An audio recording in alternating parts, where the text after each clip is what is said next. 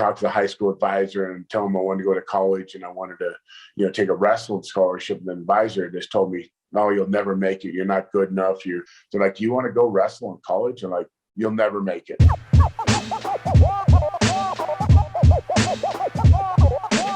All right, we're ready. Well, welcome everyone to the podcast, Facebook Live, Zoom, everything. Happy to be joined by the newest real agent, Rulon Gardner.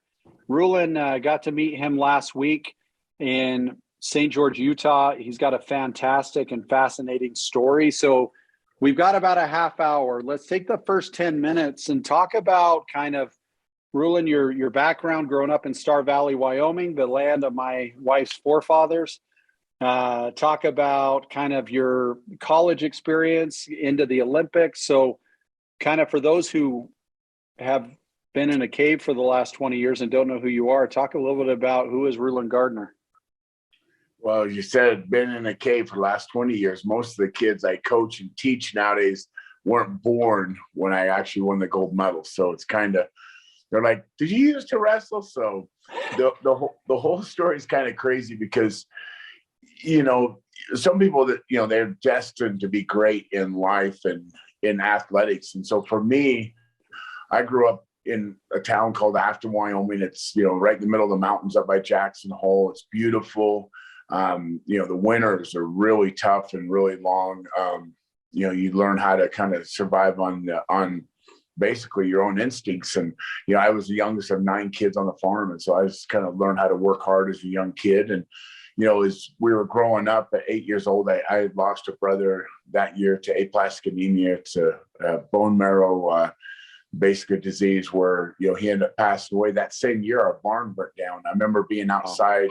It was, 50 below zero, and we were milking the cows, the old piston style milkers out in that weather. I remember carrying milk buckets and just everything was freezing. It was so stinking cold, but that was kind of the life that we grew up on. And, all the way through when I started my education, they realized I had a learning disability and I didn't have the cognitive skills at that age to be able to, stay up with the normal kids because I was a year earlier in school. I could have, been held back 1 year and been in the same because my birthday was in August, but I had such good friends, so they kept me up with my grade level. And, I was kind of put in special ed all the way through elementary into high school. I just took a little bit longer than the normal kids. And some of the coaches I remember working with, growing up or, and wrestling for me was basically 4 days a year until I got to high school and junior high.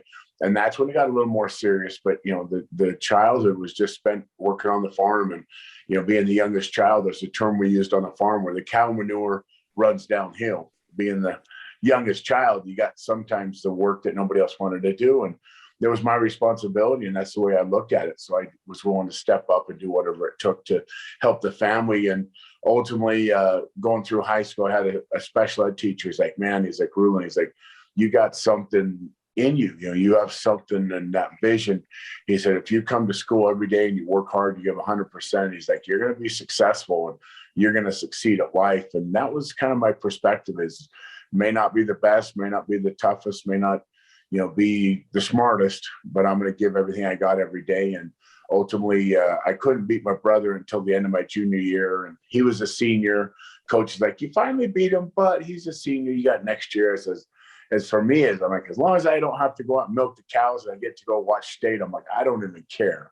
So my brother won state my junior year, and then I finally made the varsity in high school my senior year and went in and won the state championship. And then at that point, I only had 2 junior college offers because I wasn't anything special. Yeah, I was a hardworking kid, but I didn't have a lot of technique because we just hadn't advanced that portion of the work ethic. And so for me, I got finally to, go in and talk to the high school advisor and tell him I wanted to go to college and I wanted to, take a wrestling scholarship. And the advisor just told me, no, you'll never make it. You're not good enough. Ultimately, I didn't take any high school algebra because they never thought I'd go to college. I just didn't do the things I needed to do to prepare for college. And they just got in and they're like, you want to go wrestle in college? And like, you'll never make it. And I went home and I told my mom that. My mom was kind of the inspiration that's kind of helped me do all the things I've done in my life. And my mom's like, Rulon, nobody has the right. And I remember I was sitting there and she called up the high school advisor and said, how dare you trying to determine my son's future? The only person that's going to determine his destiny is him, because, he's the one that's going to make the choices, not you. It's not your right to, tell my son what he can and cannot do. And so my mom was such a force because, by example, she went back to, get her nursing degree when she was 50 years old. And she ended up working until she was 72, because we grew up on a dairy farm, poor. My dad, retired after I had left. My brother took it over. There was no money in farming. My mom had to help the family sustain until, she retired at 72. So that's the example I had. And I got to Rick's College. They said simply, you'll never make it at Rick's College because, you got just a basic junior college, here, and, you're nothing special. You're you're one-time state champion. Just to get to college, you're typically a 2 or 3-time state champion. And I talked to the college coach named Bob Christensen at Rick's. I said, why did you recruit me? I said, you had anybody else in the country? I said, you recruited me. And I said, what's funniest, most of all, is you watched me lose my only match my senior year. It was my hometown tournament in Star Valley, and I lost. I said, why did you recruit me? I said, you could I get anybody else? He goes, Rulon. He goes, the reason I recruited you is because you had heart. You had desire. He says, I knew when I saw you still believe you could win with 2 seconds left. You gave everything you had until you had no time left. He said, I knew you had heart. He said, if I can teach you the technique along with your heart, I'll make you a champion. And my freshman year at Rick's College, I ended up 3rd in the country. And my sophomore year, I ended up winning the junior college nationals. My only loss that year was to the Olympic silver medalist. So another pretty good wrestler, but I ended up losing to him, and it was a close match, and ended up taking a scholarship. And I was recruited by quite a few Division I schools, and ended up going to the University of Nebraska. And same thing, as I got to Nebraska, I was going into physical education, coaching, and teaching. And it's 2 majors and a minor. And they're like, you'll never make it. I'm like, you better graduate high school. You're not going to do it here. And then I went and talked to my wrestling coach, and he had went through the same program. He had a lot of the same issues. He's like, Rulon, he's like, it's so tough. Anatomy, kinesiology, biomechanics, all those programs you're going to have to go through. He's like, I did it, but it's tough. And I said, give me a chance. You tell me I can't do it. That's the best thing for me to do is go out and prove you wrong. And that's what I did. So at this point, then, if I'm following, you're going to become a farmer when you're in your high school years, and then you figure some things out about your unique talent, superpower, skill set, whatever it is, that gets you into college. You go to Rick's College, which I went to Rick's, the greatest college on earth. And then you see an opportunity to get to the next level. But at that point, it's not about Olympics. It's about becoming, at that point, I guess, a PE teacher. Yeah. Yeah. 100%. I didn't have, aspirations for greatness, because I'm just trying to graduate from high school. I was, right. The family, the pecking order, being the youngest of 9, you get kind of put down, and you don't see yourself being great. You just see yourself going out there and finishing the daily skills. And when in high school, when I had that teacher say, Rulon, if you give 100%, you're going to succeed in life. And for me, success wasn't, high school graduation. It was basically surviving on a daily basis just to, make it through the day and not have my brother kill me, because I couldn't beat my brother until the end of my junior year. And he used to just antagonize me. We had so many fist fights in the middle of wrestling practice because it got brutal, because, I wanted to beat him, but I just couldn't figure it out. And my coaches were like, man, my one coach is like, you're twice as good as your brother. Why can you not beat him? I'm like, I don't know. And so a lot of it was that mental maturity that we have to go through in life. And for me, to be a farmer, that's what I was expected to do, but I wanted to do something different, because for me, I love to learn. I love to, get that knowledge that those teachers and those coaches gave me. And then I wanted to be able to give it back to the next generation. And that's what I did when I got to Rick's, and then ultimately to Nebraska, is, to pursue my, my college degree as a coach and a teacher. And, it was tough. I had, a high school algebra. I never took the algebra. So I had to make up 2 years of high school correspondence work, then the classes, then practice, then, all the stuff that goes along with your Division I scholarship. And so there was so much time requirements, but I just put my head down. I had students with disability. The University of Nebraska would not let me fail. And as long as I asked for help, they would be there from day one. And that was one of the things that I don't know if any other school or college out there could have done for me. Yeah, Nebraska was the fourth hardest degree, but, being put in that situation, I didn't know anything different. And so, you're put in a situation, sometimes we can't choose where we're put. We just have to make and deal with choices when we get in those situations. And Nebraska was just one of the first of many of those challenges I've been through in my life. And that's what kind of made me the person I am today. So talk about the bridge then from Nebraska. You graduated in 96? Mm-hmm. Yep. So from 96 in Nebraska to 2000 in the Olympics, like how does that, was it Olympic trials right away? Had you succeeded at a level that there were invites? Like what got you into the Olympics from Nebraska? Well, what's funny is 91 was my, graduating from Rick's College. I went to Nebraska. I should have graduated in 93. Well, I ended up my junior year being one match from being an All-American. It wasn't until my senior year at Nebraska that I trained during the summer, because growing up on the farm in Wyoming, I was up at 6 o'clock every morning and working till midnight every night. That's just what it was when you're the youngest on the farm. And so when I got to Nebraska, I saw an opportunity my senior year, and I worked my butt off that whole summer. And I went from being unranked to number 2 in the country. And as I got finally to, nationals, I ended up falling short of my goal, and I took 4th, and I was just devastated. And my mom sat down. She goes, "What's your goal, son?" I said, "Well, win a national title." "Well, that's over. So now what?" "Okay, well, she's like, "Are you going to finish your education?" And she goes, "Why are you here?" And I said, "Well, to get my degree." And I had some people say, "Hey man, quit school, go out there and start wrestling for the Olympics." And, I had some people say, "Man, quit school, let's go party, dude." I'm like, I never, that's one of the things is I realized I had one chance to go to college, on a scholarship. And so I never missed one class. I didn't drink, I didn't smoke, I didn't do drugs. I had to be there every second in every day in every way if I was going to succeed at that level. And so finally I got done 93, and then I'm like, okay, I'm going to finish my degree. And then finally 96, 2.5 years later, I said, "Hey, why did it take me 6.5 years to get my 4-year degree?" "Oh, well, when you transfer from Rick's College, out of 64 credits, we only accepted 16 of them." And that was that enraged me so bad, because I didn't get the credit from Rick's, and it took me 6.5 years. And so finally they're like, "Do you want to, walk and get your diploma?" I'm like, "Mail it to me." I was so mad. And the guy's like, "Well, you should ask questions." I'm like, I didn't know I was supposed, I'm like, it probably would have affected where I went to college if I would have known that's what they did. But I ended up going to, from University of Nebraska to moving to Colorado Springs. And as I got there, there was a wrestler, and I'd wrestled. And is that the Olympic, is that the home of Olympic wrestling, is Colorado Springs? Okay. Yeah. Well, the Olympic Training Center, or, the USOC, United States Olympic Committee, is based out of Colorado Springs. They have a beautiful facility there. And I started going there like the first time in basically 94, 95. And then I didn't get serious with it. And I got exposed to Greco-Roman in one tournament in 93, and then one tournament in 94.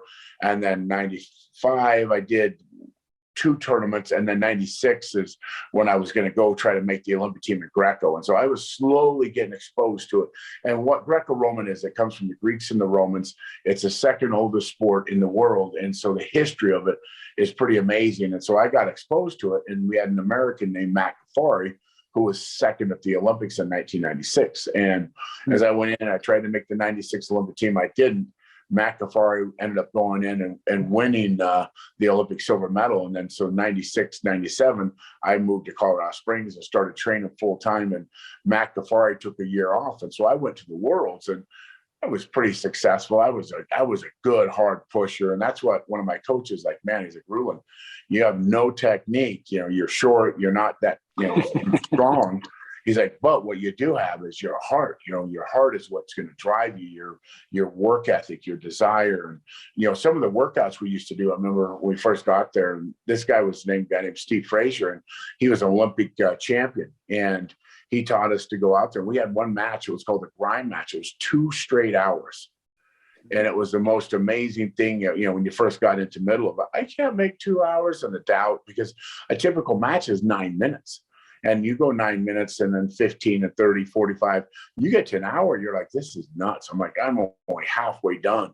And then you start to kind of shred off all that mental, I think barriers that pull us back in life. And then you start seeing, oh my gosh, and I'm at an hour and 15 to, hour and 45. And then you're like, I'm not even tired. My body's actually gone numb. So why not push harder? And then you get to the end of 2 hours and everybody's dying. And, I'm, because of my conditioning and my work ethic, I'm just getting better and stronger. And that's what started making myself realize I was a little different than these guys, because they would get fatigued and exhausted. And that just drove me. When I feel pain, I don't back off. I push harder because I know I can break through, because if the other person's feeling it, I know he's going to be feeling it more than me. And we used to wrestle the day after. It's a shark bait. One guy goes out for 20 minutes. And after 1 minute, he rotates out. And I remember feeling, oh, I'm so tired. I'm so tired. And I just said, just listen. Listen to him. And you hear him, he's sucking air. He's just dying. And you're like, I'm not that tired. And you're the one staying in the middle. And you just start realizing that's one of your skills. And, 1996, Ghaffari took second. 97, I went and I lost to the Russian. And there's a picture where I'm upside down doing a one-handed handstand, and he threw me on my neck and broke my neck in 2 places in that match in 97. And I lost 5-0. And, I walked off. I'm like, that dude's pretty good. Well, eventually he was a 13-time Olympic and world champ, never lost, and ended up, going out there and losing to him at the Worlds. I ended up 5th place. And then for the next year, 97, 98, I came back and I lost to Ghaffari, who took second again. 90, 98, 99, trained real hard. I lost to another American named Jamil Byers. So going into 2000, I was a year out. I said, Steve Frazier, I was like, I got 1 year to make the team. I said, I got to change. I got to move somewhere else. He goes, Rulon. He goes, I'm an Olympic champion. I'm the national team coach. I see your work ethic. I see your desire. I promise you, you continue to work as hard as you have for the past 3 years. For the next year, you'll make the team. I'm like, I'm number 3. He goes, Rulon.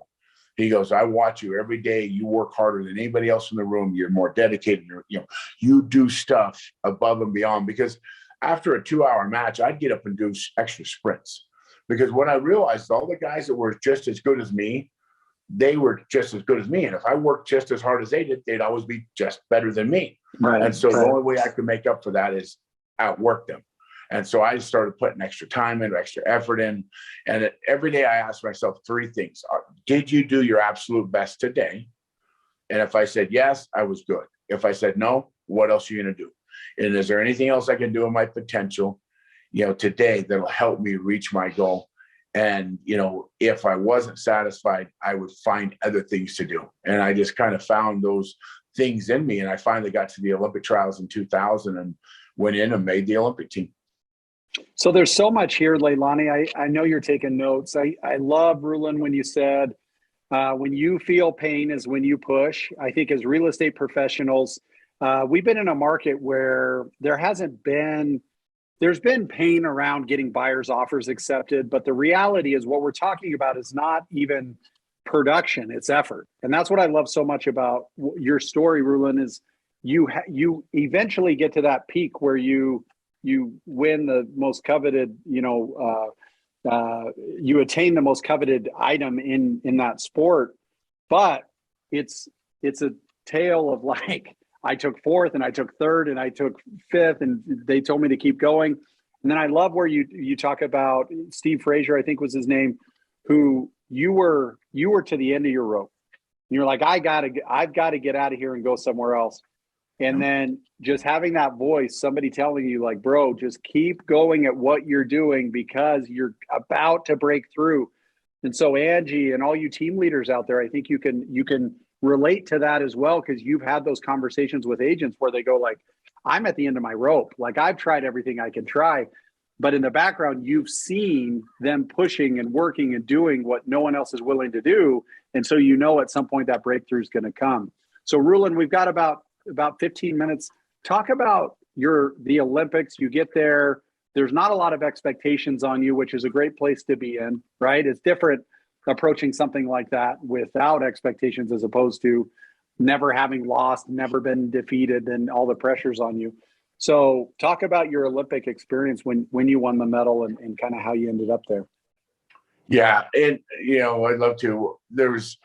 Let me back up just one real quick second. So I'm at the Olympic trials, and you guys probably know Randy Couture, Vegas guy now. Mm-hmm. Randy was there, and he was coaching Matt Kafari, who I was going against. And I won the first match, and, Matt had so basically, my coach, a guy named Bob Anderson, he coached me at nationals to help me beat Ghaffari. I'm at the trials, and both of them are in his corner coaching him now. And I'm like, and I won the first match, lost the second one. I'm like, I just can't beat him. I'm like, he's Matt Ghaffari, he's better than me. And I looked over, and they started laughing. And like right before we're going out to wrestle, I'm like, you think you can take this light? You think you can beat me? And that was, you got to find motivation in everything you do. And I saw that, went out there, and I pushed him all over the mat, and I beat him 1-0 to make the Olympic team. And he was tough, and he, ended up retiring after that match. And so then I walk off. I'm pretty badass. I'm like, yeah, I'm the American. I'm the Olympian. I'm going to the Olympics. And I felt pretty good about myself, a little cocky, a little confident, kind of like realtors in the market we're in now. And it is what it is. And I walk out there, and I'm like, oh, I'm going to the Olympics. And so we go to a tournament 1 month before the Olympics in Sydney, Australia. And I go to Russia, and I'm in the finals, and I make it. And there's 30 Russians in every weight class, and they're wanting to beat an American. They do not like us Americans because they want to beat us. And I'm in the finals against the number 2 Russian, the big guy that I beat at the Olympics. He's too good to wrestle in these little tournaments, because he's undefeated at every level. He's never lost at these.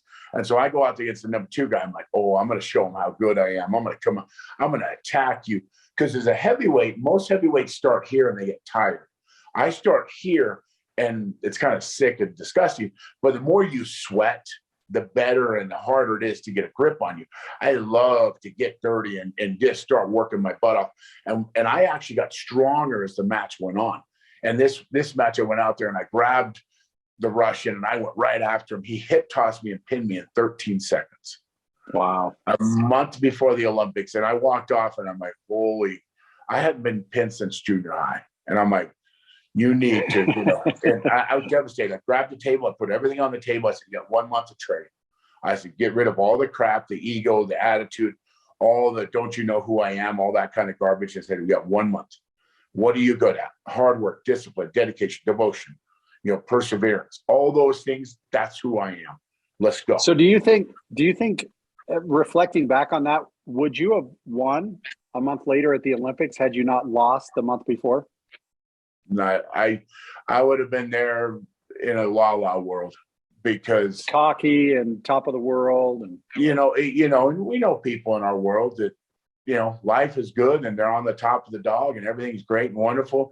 Nothing's ever going to go bad. Well, as we can see the forecast of the economy, stuff may be starting to change. Right. And so you're going to find out who has that deep down desire, that grit that, a lot of people may not have, because we've become complacent. And we go wrestle in Europe and Russia, and I've been to 44 countries, and we go to some of the areas that aren't so nice. I've been to Cuba 8 times.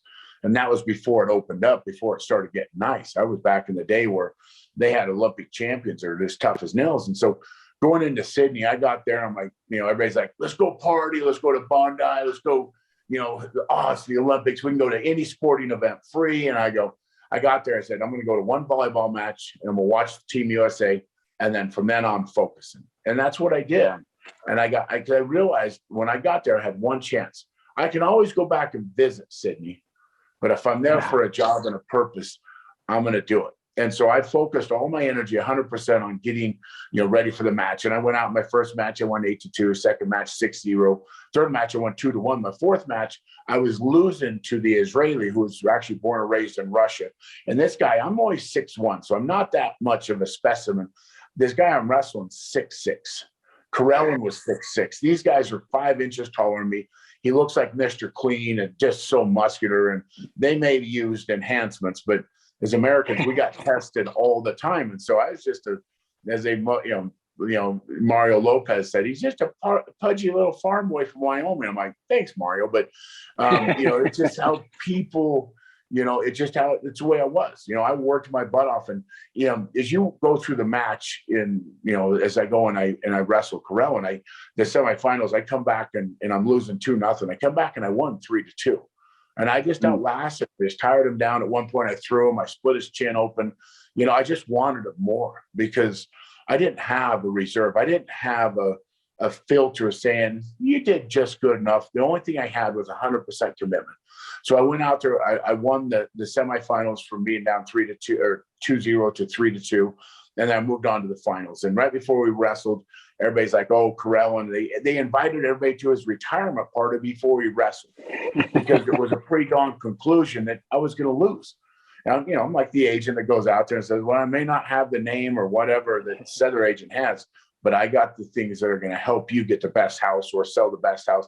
I'm going to do those things. And that's my attitude is, I'm going to do the things that he doesn't. And with Corell, he went out there expecting to win. He wasn't prepared. He saw me barely win my semis, so he was not ready. And the one thing is my coaches were chipping in my ears. They're like, Rulon, you're going to win. You're going to win. You're going to win. I'm like, shh. Month before the Olympics, I lost focus. I said, please let me do it my way. And I walked out there just like I walked into practice every day at the Olympic Training Center. I didn't have 10 guys walking in there telling how great I was. I walked in, I said, I'm here.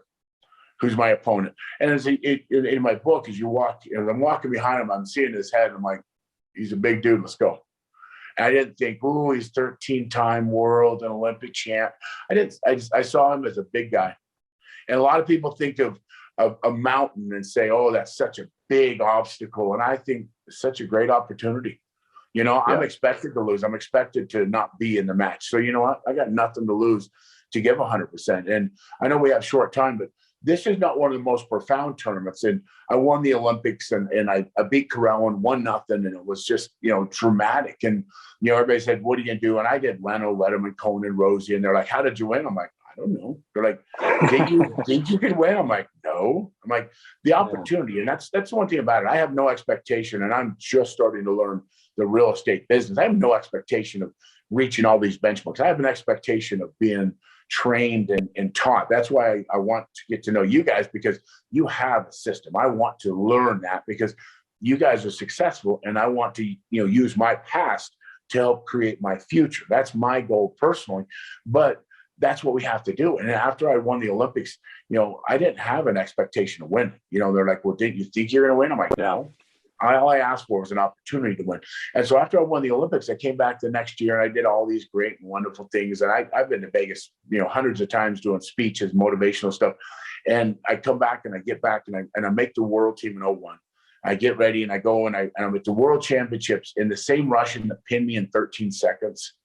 It's the same guy that I'm wrestling. And he gets ahead of me. I try to throw him. He counters me. He's ahead 2-0. He scores a third point, 3-0. So if time expires and I'm losing, if I'm losing 3-0 at the end of 6 minutes, match is over.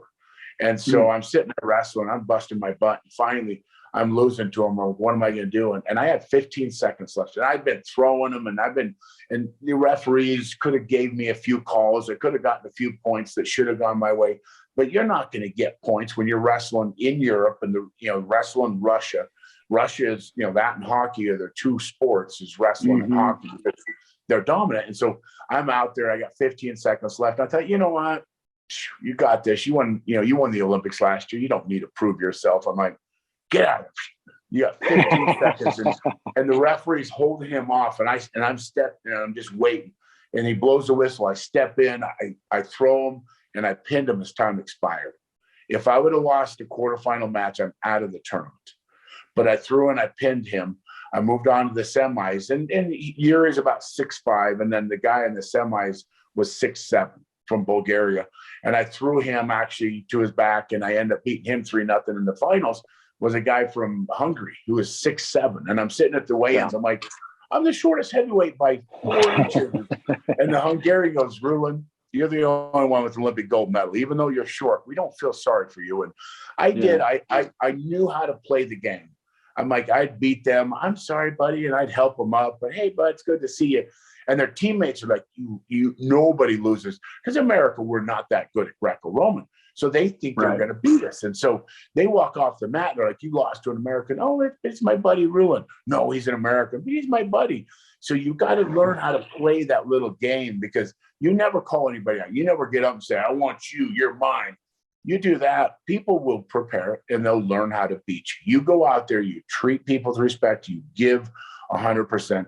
I won the Worlds, the year after the Olympics, and then come back and 3 months later, I'm back in Wyoming snowmobiling, and I spend 18 hours at 25 below zero. You go from top of the world, and that's kind of where you guys have all been for the last few years. And it's like, what's the future like? And I went from being top of the world, to so we're only halfway through, Rulon. We need to do this again. We're out of time, but I think the key for me, the key takeaway, and that's something we should all learn from, is he did not win the medal that day. You won it 10 years, the 10 years leading up to that, you won that medal. It wasn't what happened that day that made it happen. It was, in probably 20 years, it was waking up at 4 a.m. and milking cows and doing all the hard work that led to that momentous event. And I think for me and Leilani, I know will have notes, and we'll chop this thing up 7 different ways. And Leilani, let's get with Rulon again, because part 2 of this story, the snowmobile, the plane crash, like there's so much more to come. But Rulon, I'm grateful to be in business. I have zero doubt that same work ethic, that same tenacity is going to be something that's going to allow you to I think more than anything, be that humble, hardworking servant to your clients and to other agents that will help you be successful in this business. And I'm excited to be here with you. You've got me, you've got Taylor, you've got our whole world here supporting you, and we're excited to welcome you to Real. Let's get back together in the next couple of weeks, because I think part 2, the Olympics is a peak, but I think the valleys that come after that and coming back up to the other side is such a great story as well. So I'm excited to have you tell that. As they say, it's not the people you see on the way up, it's the people you see on the way down. And that's kind of where I have kind of gone. And there's the gold medal, and I know we had an opportunity here in St. George, but I appreciate you guys, and I think it's phenomenal. I see you guys, I'm like, teach me. And I feel like that little wrestler again, that's just, I don't know my potential until I get there. I've never had a goal win in the Olympics. My goal is to do the best I can on a daily basis. Awesome. Well, let's get back together for part 2. I think it's going to be valuable, and it's good talking to you, buddy. Welcome. Awesome. You too. Thanks, guys.